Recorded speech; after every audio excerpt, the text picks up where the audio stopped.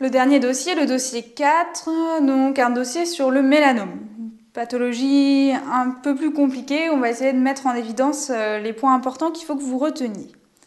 Donc là, il s'agit d'un jeune homme de 28 ans qui est blond avec de multiples éphélites, qui est bronzé car il rentre de vacances, qui est souvent parti au soleil et qui est inquiet parce que sa sœur est atteinte d'un mélanome, donc il vient pour faire contrôler ses grains de beauté.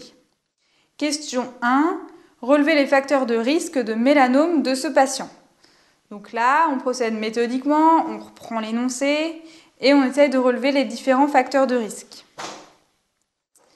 Donc la première chose que vous pouvez citer aussi, c'est le terrain, toujours. Bon, c'est un adulte jeune, mais c'est une pathologie qui se voit chez l'adulte jeune.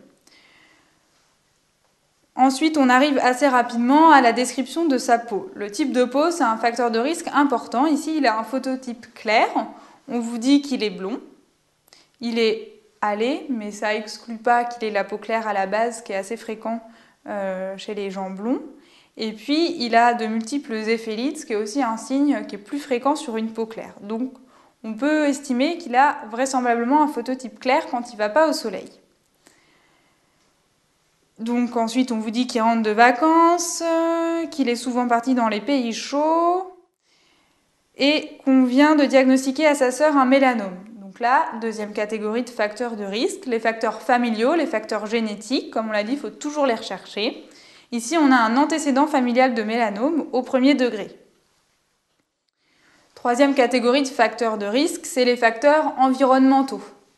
Est-ce que par son mode de vie, il s'est exposé au risque de mélanome?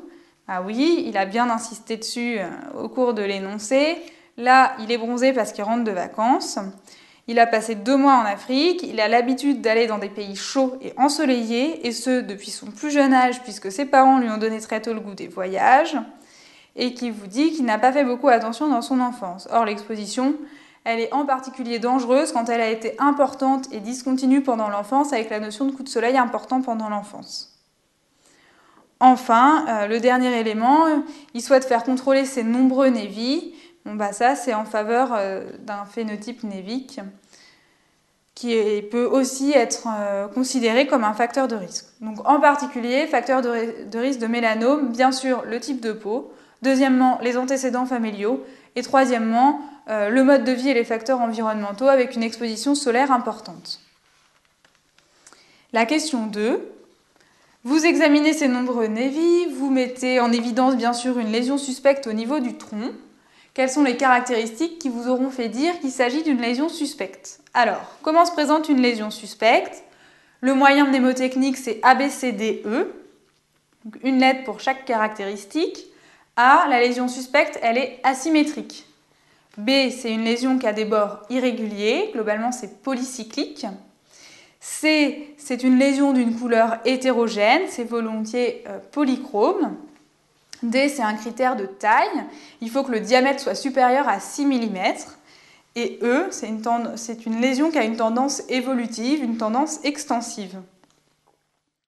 Enfin, de façon plus générale, ce qui va être suspect et qui va vous mettre la puce à l'oreille, globalement, et ce à quoi vous devez sensibiliser vos patients, c'est le fait de s'inquiéter devant toute nouvelle lésion pigmentée qui apparaît, ou alors la modification d'aspect d'un névus préexistant.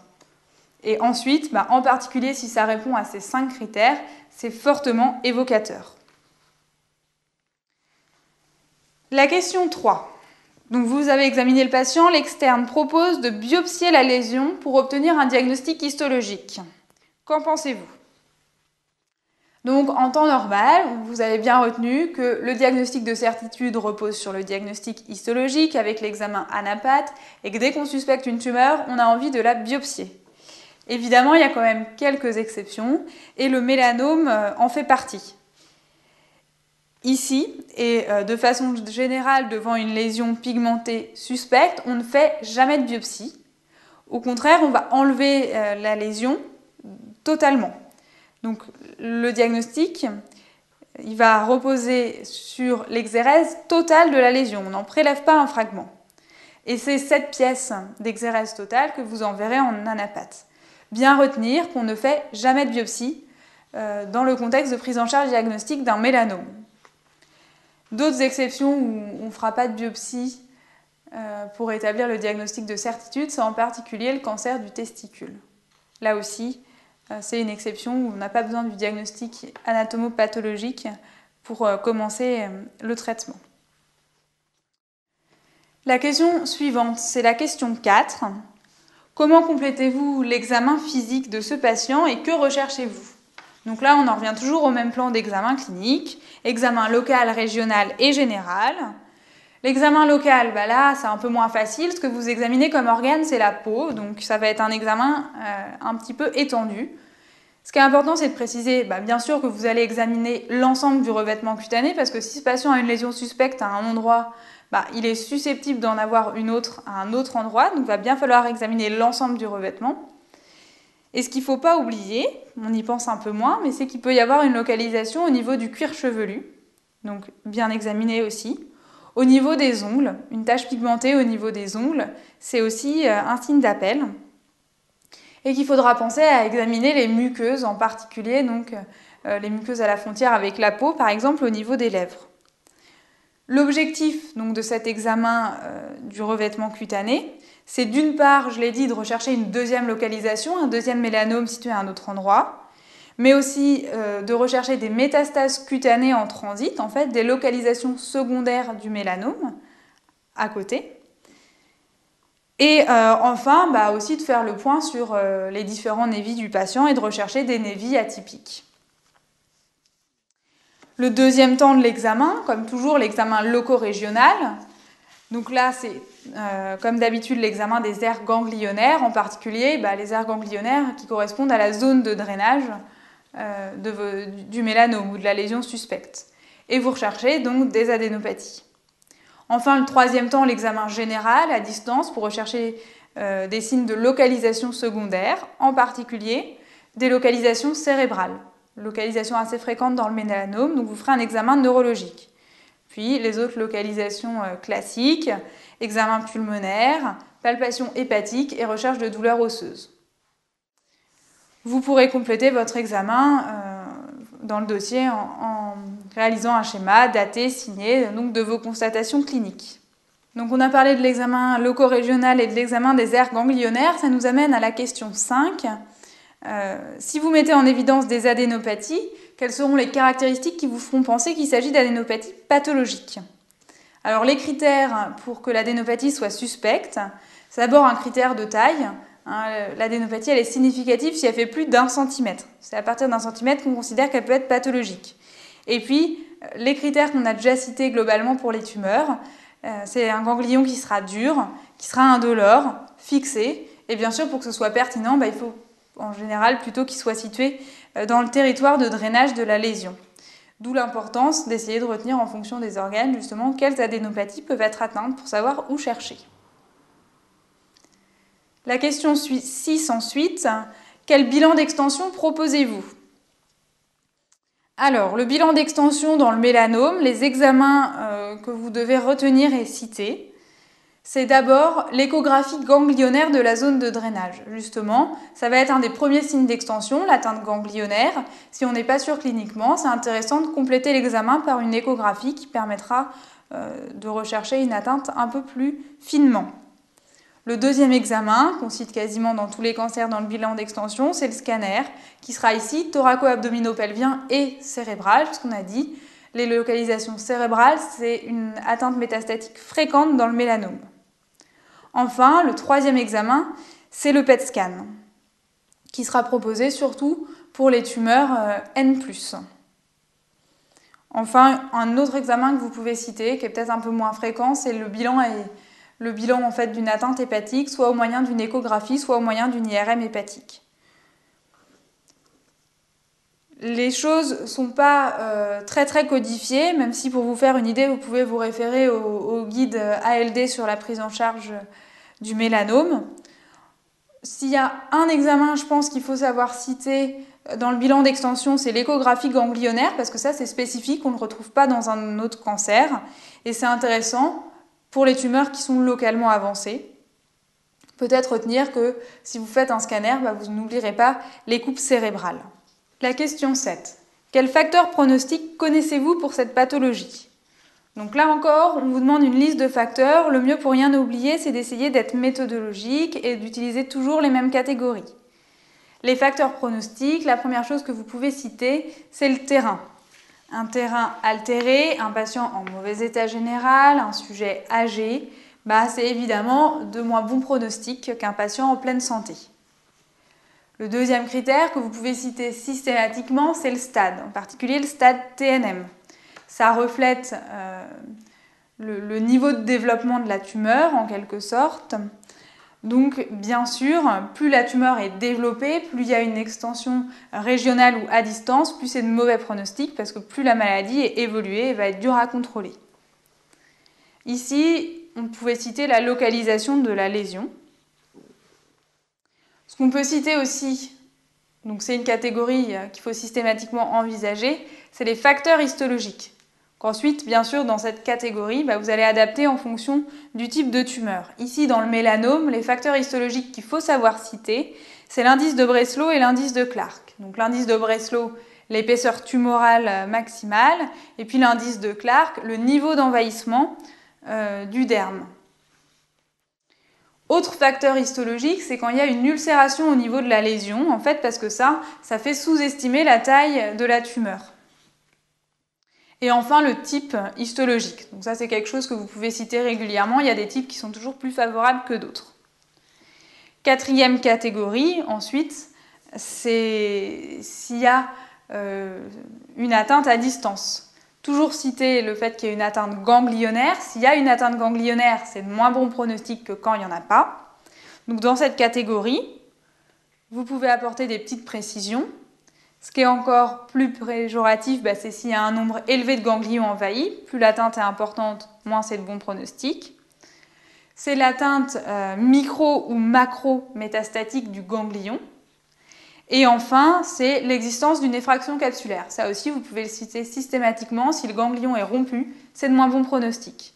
Enfin, dernière catégorie, c'est l'existence de métastases. Bien sûr, une tumeur à un stade métastatique, c'est de moins bons pronostics. Donc globalement, toujours pensez à vous interroger sur le terrain, sur le stade de la tumeur, en particulier le stade TNM, mais éventuellement aussi quand vous avez des grades histopronostiques comme le glison dans la prostate.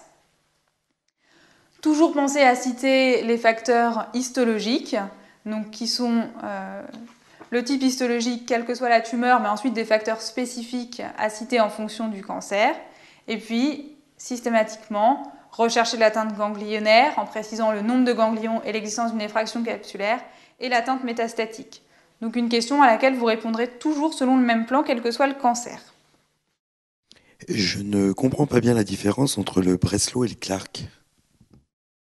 Alors, la différence entre le Breslow et le Clark. C'est important de pouvoir citer les deux, ce sont deux facteurs histologiques. L'indice de Breslow, en fait, ça correspond à l'épaisseur maximale de la tumeur, c'est-à-dire qu'on va mesurer la distance entre la couche superficielle de l'épiderme et la cellule tumorale la plus profonde. Donc ça s'exprime en millimètres. Le Clark, le niveau de Clark, cette fois-ci, c'est le niveau d'invasion à l'intérieur des différentes couches de la peau. Est-ce qu'on est situé dans l'épiderme, dans le derme ou plus profondément? Donc en fait, c'est par rapport aux barrières anatomiques et vous allez donner une réponse en termes de couches et pas en termes de millimètres. Donc finalement, ça reflète un peu... C'est vrai que ce sont deux facteurs assez proches, mais il y en a un qui est clairement une distance exprimée en millimètres et l'autre qui correspond à un niveau d'invasion en termes de couches de la peau. Donc voilà pour la différence entre ces deux facteurs histologiques et pronostiques. La question suivante, la question 8. Donc le diagnostic est confirmé et on reçoit le patient pour lui annoncer les résultats. Décrivez cette annonce. Donc ça, c'est une question que vous pourriez retrouver dans n'importe quel dossier de cancérologie. C'est une question sur laquelle vous devez être au point, c'est une question qui revient souvent. La grille que je vous propose à ce moment-là, c'est de dire que l'annonce, elle va se faire lors d'une consultation spécifique qui s'appelle la consultation d'annonce. Cette consultation, elle doit se dérouler au calme, dans un bureau, assis, face à face, avec vraiment un temps dévolu à cette consultation où le téléphone sera coupé. Éventuellement, on peut proposer au patient soit d'être accompagné d'un proche ou de sa personne de confiance en particulier, soit que l'entretien se fasse en présence d'un paramédical. Cette consultation, elle intervient que quand on est sûr du diagnostic, donc après certitude diagnostique. Elle va avoir pour but d'informer le patient, donc bien sûr on lui délivre une information claire, loyale, appropriée. On procède avec tact et empathie. On tient compte donc de la personnalité du patient qu'on a en face de nous, on s'adapte à lui, on procède progressivement à son rythme, mais on doit lui annoncer le diagnostic de cancer et prononcer le terme de cancer. Ensuite, on l'informe sur le reste de la prise en charge, le déroulement, les différents examens qui vont être réalisés, le plan personnalisé de soins qu'on lui propose, les différents traitements qui existent. On lui parle de sa maladie, de l'évolution, avec ou sans traitement. On vérifie toujours la compréhension, on prend du temps pour reformuler, vérifier que le patient a compris, répondre à ses questions s'il en a. On essaye de conclure sur une touche positive, toujours pour ménager l'espoir. Et puis surtout, on ne le laisse pas repartir comme ça dans la nature. On vérifie qu'il reparte avec la date de ses prochains rendez-vous, avec les coordonnées de l'équipe, les coordonnées du psychologue, par exemple, des paramédicaux. Et on rappelle bien la disponibilité de l'équipe en cas de besoin. Et doit-on parler du plan cancer ? Alors effectivement, il y a certains de ces mots-clés en fait, qui viennent des directives du plan cancer. Je ne crois pas que c'était une notion cotée récemment dans les derniers concours, mais vous pouvez le citer. On peut citer que cette prise en charge, elle se fait selon les directives du plan cancer. Le mieux pour ce type de questions, c'est de vous constituer votre réponse au fur et à mesure où vous ferez des dossiers et de l'enrichir à chaque fois de petites notions que vous allez trouver en dossier ici ou là pour avoir la réponse la plus complète possible à la fin. La dernière question, la question 9. Quelles mesures de prévention proposez-vous à votre patient ainsi qu'au reste de sa famille ? Donc on touche un autre champ important de la cancéro, la prévention. Ici, on va s'appuyer sur les 3 axes de prévention, primaire, secondaire, tertiaire. Donc vous redétaillez bien. La prévention primaire, c'est avant la maladie. Il s'agit d'essayer de supprimer les facteurs de risque. Donc ici, le facteur de risque qu'on peut supprimer, c'est l'exposition solaire. Donc on renouvelle les conseils de photoprotection. En particulier, protection solaire, crème solaire ou vêtements, éviter l'exposition aux heures d'ensoleillement maximum, c'est-à-dire pas d'exposition entre midi et 16 heures, et en particulier, protection solaire renforcée pour les enfants. La prévention secondaire, c'est le dépistage, c'est-à-dire essayer de diagnostiquer la maladie avant qu'elle soit trop évoluée et que ce soit trop grave, à un stade où on peut intervenir facilement et proposer un traitement curateur. Le dépistage dans le mélanome, c'est la consultation dermatologique avec un examen cutané annuel. Puis aussi, c'est éduquer les patients à l'auto-examen et les sensibiliser au type de lésions qu'ils doivent faire consulter. La prévention tertiaire, ensuite, c'est une fois que la maladie est survenue, essayer d'en limiter le retentissement et les complications. Ça va être en particulier le suivi et la surveillance pour rechercher soit un deuxième mélanome, soit une récidive de la pathologie. La surveillance, c'est à nouveau un examen dermato annuel et puis aussi bien éduquer le patient à l'auto-examen cutané au miroir qui doit vraiment être méticuleux et qui est très bien décrit dans le guide ALD. Voilà ce qu'on pouvait dire pour le mélanome. Une pathologie qui n'est pas simple, sur laquelle il faut que vous ayez des idées quand même un petit peu précises, surtout que ça fait partie donc, des 5 cancers au programme avec le traitement. Je pense que le traitement, on ne vous demandera pas forcément des choses très détaillées à connaître dessus, mais vous voyez qu'il y a des petites spécificités, en particulier sur les facteurs de risque, les facteurs pronostiques, les mesures de prévention, qui sont des choses qu'on peut vous faire facilement détailler.